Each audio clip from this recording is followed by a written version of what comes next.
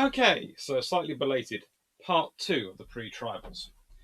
This may go out before the presentation tonight, it might not. Hopefully it does. Hopefully it's at least up so you guys can go and find it. And hopefully that's been picking up what I've been saying for the last minute. So again, welcome to part 2 of the pre-tribals. Hopefully this goes up before, but maybe it doesn't. Took Puppy for quick wander and got caught by a very, very talkative neighbour. Very talkative neighbour. Anyway, so let's see if we can't tag along. So this is part 2 of the pre-tribals. And again, bilge pumps. Woohoo! Michael clap on next week's. This week's is pretty cool though. I enjoyed this week's. It's currently live on Discord, so please go and live on the Simplecast. Link down below. RN Destroyers pre-tribal class again. As I said in the first one, it's about convoying. It's about destroyers are about destroying, or in many ways, in wartime, more practically, destroying the mission capabilities of your opponents.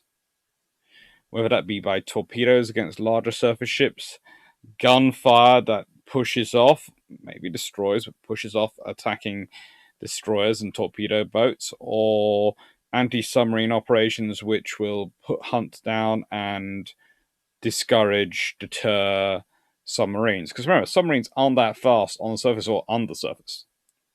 They've got a top speed of 10 knots on the surface, and they've got, 7 knots underwater? The torpedoes are a lot quicker. But if you are going at enough of a clip, if you're going at 30-odd knots, 36, 37 knots, you're going to be out of their range of engagement area very quickly. So a destroyer doesn't have to necessarily kill its opponent. It has to buy you time to get past its opponent. And treaties do start to be a bigger factor in this part. So, Exmouth. E and F class leaders. Exmouth and Faulkner. They're pretty well armed. They're pretty big. You might have noticed that the size is starting to grow on these destroyers. That it is dawning on people that if we want them to operate in the North Atlantic and the Pacific and the Indian Ocean and the Mediterranean and all around the world, they're going to need to be pretty big. But we want them small because we want them maneuverable, because we've always had them small and maneuverable. We've always had them be different lengths to the cruisers. We don't want them muscling in on the cruiser territory. They're not muscling on the cruiser territory. Have you seen how big the cruisers are getting? But we want the cruisers small as well. There is basically a certain turn of mind in the Royal Navy at this period who thinks that because you need to maximize numbers, which you do, and there is a logic to it, you need to maximize numbers. The trick is to build everything as small as possible so you can have the maximum numbers of them. There are 3 problems with this. 1, there's operating in the open oceans and actually being viable for operating them. 2, there's are you big enough to actually do the job you need to do? No point building a tiny ship which can't do the job it's supposed to do. And 3, and this is the really, really big one, if you're literally only building small because of the treaty tonnage, and that's your entire reason, is that really a good reason? And will other people be building they be building the same size as you, or will they be building bigger, so that your ship will be hopelessly outclassed every time it comes across the enemy? Now, admittedly, when we're talking about dealing with the Germans and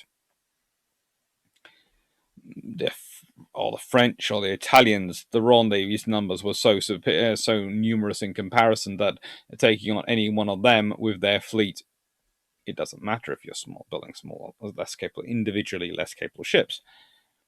But the Japanese, the Americans, we don't like to talk about the latter as being an option, but it's something the Royal Navy has to bear in mind, because you never know. America, if you look at it, Germany has fallen to a dictatorship. Italy has fallen to a dictatorship. America has its own far-right movement going on. They might fall to a dictatorship. There's always also the chance the Americans have to think of, could Britain fall to a dictatorship? on both sides. Both sides have to have this analysis going on in their heads of what happens if, in the worst case scenario, if we do end up having to fight a war against them. This is why you cannot ever afford to build really too much below the level. And E-Class, 5 of 8 lost. 5 of 8. And helpfully now my mouse has disappeared and I've lost the screen. 5 of 8 lost.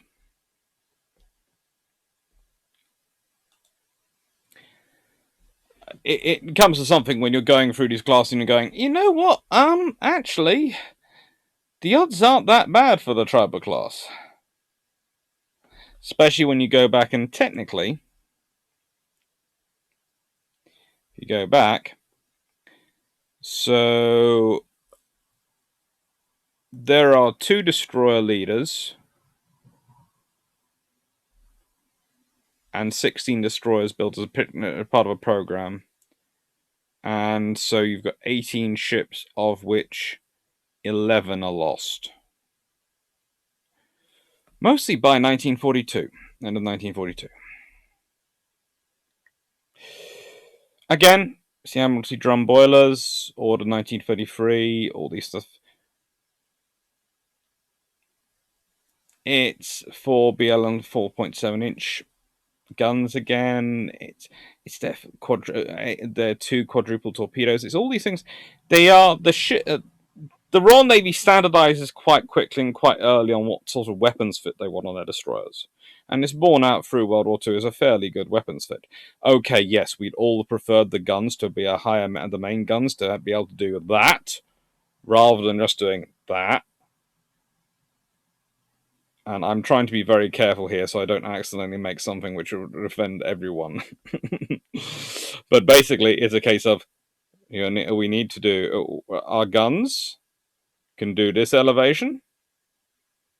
What you really need to do is do that elevation. Isn't that the Roman salute? I'm not sure. Anyway. So, and ideally, in a perfect world, the guns would be able to do that elevation and go bang, bang, bang, bang, bang, and something coming straight down. When you have guns which can go to about 80 degrees, that's fairly useful. 70 degrees is good. 60 degrees is not really enough. 30 degrees, okay. So, slowly it's getting better. But it's something which is having to be thought of, because in many people's minds, the aircraft are... Okay, the weaknesses of aircraft then mean they presume the aircraft are going to concentrate and try and take out the most high-value unit. In many ways, this is one of the problems with doing exercises and basing the development of exercise experience. Because exercises are a discrete amount of time. They're 3 days. If you have an exercise that goes on for a week or a month, your tactics will change. And that's part of the problems with wargaming and exercises as that, because they are... You try and make them as realistic as you want, as you can, but the problem is they can't be made 100% because of war fighting and the realities of war, and therefore the sheer duration and time span of conflict.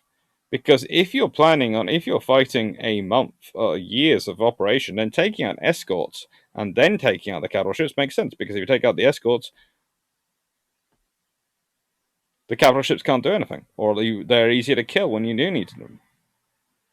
But in an exercise, taking out the capital ships is critical, because that's how you kill them quickly in the time allowed. 1,427 tons.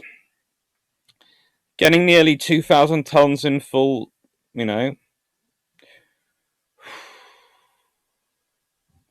F's are big.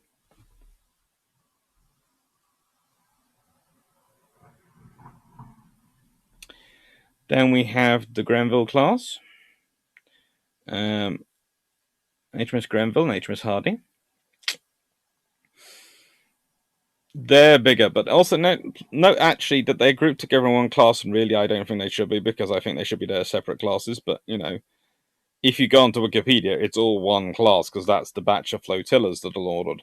But honestly, these are two very different ships because they're their destroyer leaders, and they themselves are built quite differently. I would say that I would argue Grenville is more the anti-submarine design, and Hardy's the strike destroyer design.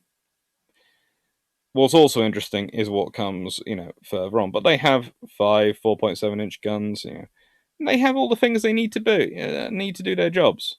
But as destroyer leaders, they also have space for all the people aboard, which is why I'm surprised at the complement reading 145. Darren Fairley should read 185 on me.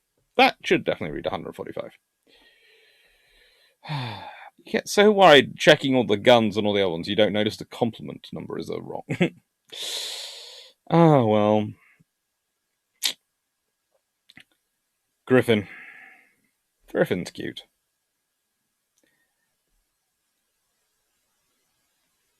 Now, you might have noticed I've got them all listed as technically fitted with the same type of Aztec. They are technically fitted with it to begin with, but it keeps evolving. It's given the same type name in the manual I'm using, but in others they do actually use slightly different nominals for them and all sorts of different coding, and ay caramba. But 34,000 ship horsepower from maximum speed of 36 knots, or a range of 5,530 nautical miles at 15 knots. That's getting quite good range, that's getting quite good power, all these things are getting quite good. And the ship is still growing.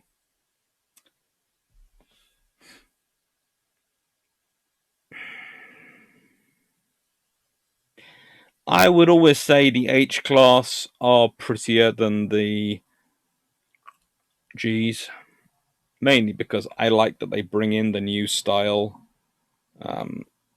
superstructure for destroyers. This sort of streamlined face rather than this sort of slab one. And what was interesting is theoretically they have the same stats as the G class, but actually the H class tended to do quite better. But there we go. Right, so remember this treaty. I talked about the Washington Naval Treaty before. And there is Article 16, which is relevant to this, but also Article 17. In the event of a contracting power being engaged in war, such power shall not use as a vessel of war any vessel of which may be under construction within its jurisdiction for any other power, or which may have been constructed within its jurisdiction for another power and not delivered. Remember, this was a critical piece put in the treaties by America because they were worried about Britain doing what it had done in World War I.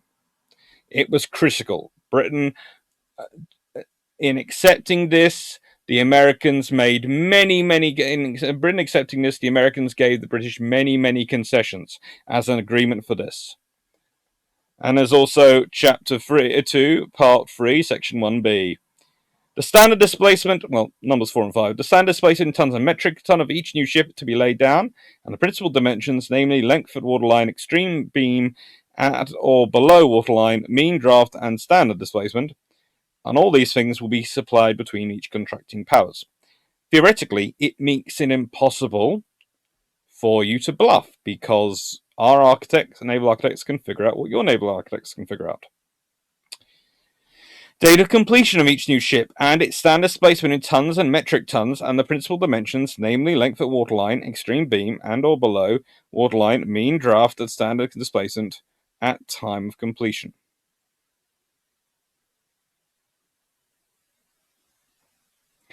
I.e., at 2 points, you give the other people your stats, what you're planning to build, and what you actually build, and the difference. Okay, starters on the British one. Well, it gets cheated by a lot of things being fitted for, not with, and a lot of equipment being fitted there, but not everything being added into this scenario. I.e., we can take a lot more torpedoes. Suddenly we found space for more torpedoes and depth charges. Oh, who knew we could accommodate them? And we have more fuel, and we have this. Yeah, in World War II. Secondly,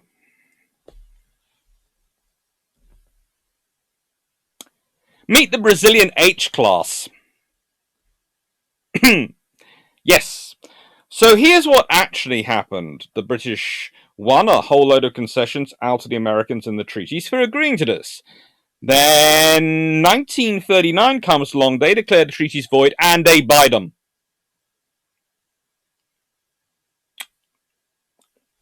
So you get 6 more H-class destroyers. Admittedly, they only have 3 4.7-inch guns, but they make up for it by carrying officially 110 depth charges. So, yeah. And then we have Inglefield with HMS Hood. HMS Hood is the photobomber of so many destroyers I know. All these destroyer pictures I have that Hood is in the background of. Seriously, she just photobombs. Anyway, built by Camel Lairds. Lovely constructor.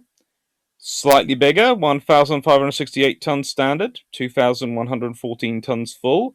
That is her size and dimensions as a leader. Complement 175. And now she can carry 2 quintuple launchers of torpedoes with 10 torpedoes. Why is the Royal Navy building I-Class? Why is Henderson, who wants to build the Tribals, building the I-Class? Well, it's quite simple. It is part of his two-step foil. Because remember, with the Tribal class, they're exchanging one of their torpedo launching systems for more guns. And so they can have doubles in every position. So they're going to be carrying 8 guns.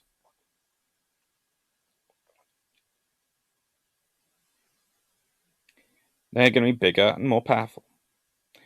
He can better easily do that if he can turn around and go, well, you know what? I can afford to do this because I have this class of 8 have just entered into service. Well, 9 have just, including the leader, have entered service. And they're carrying 18 more torpedoes between them than any other previous class has. And if I produce 2 flotillas of them, that's 36 torpedoes extra.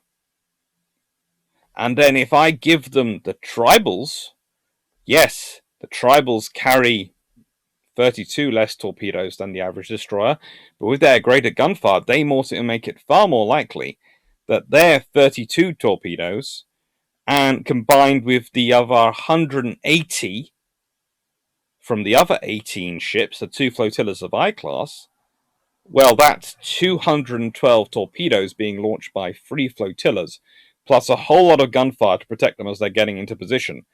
That's gotta hurt any enemy. That's the maths they're making the case for. And of course the I-Class, 5 of 8 lost.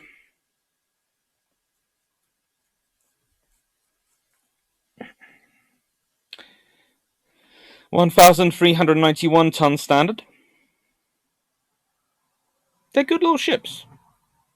Impulsive, Ivanhoe, Intrepid, and Icarus, all modified also to carry mines. Makes them useful. And now we have the Turkish I-Class, okay? 2 more ships. The Turkey was actually building 4. Okay? Royal Navy, for some reason, decides it's only going to take 2 of them. And 2 others it gives over to Turkey. And I honestly think it's possibly because they don't want a repeat of the First World War happening where they took all the Turkish ships and the Turkish then turned to the other side to get their ships. So they decided to give them 2, because I think they'd have liked all 4. They lose one of them. They are pretty much the same as the other I-Class, apart from they carry 8 torpedoes and 2 quadruple launchers. And Britain once again proves that when it needs to, it will completely ignore every single legal document it has signed on international treaties.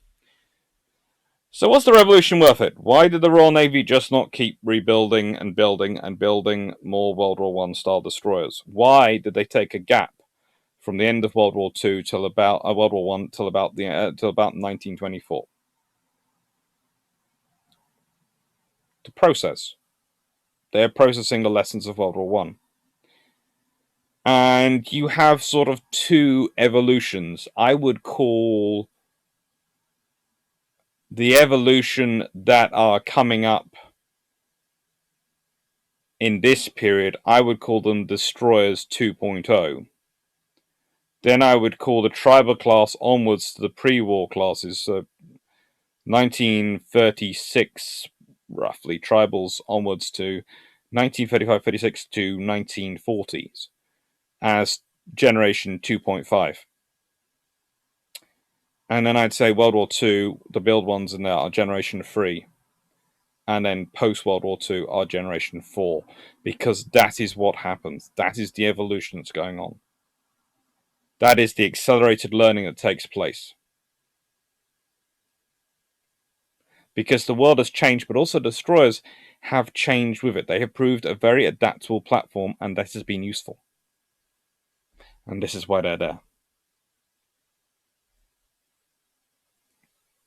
Pre-tribals today. Woo!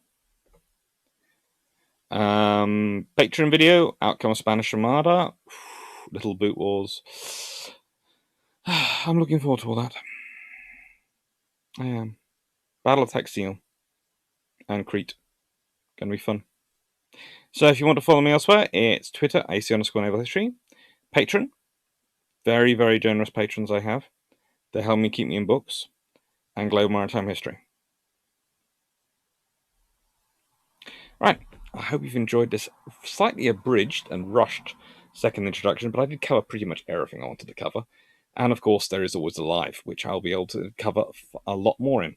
Now, I have to say, I'm off to walk the puppy dog again. The reason he's getting a second walk is because, honestly, it's good for me to get a bit of exercise before I sit down for 2.5 hours to 3 hours.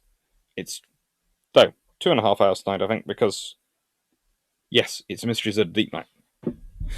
Thank you, everyone, and thank you for watching. Thank you for subscribing. Thank you for sharing. Thank you for liking.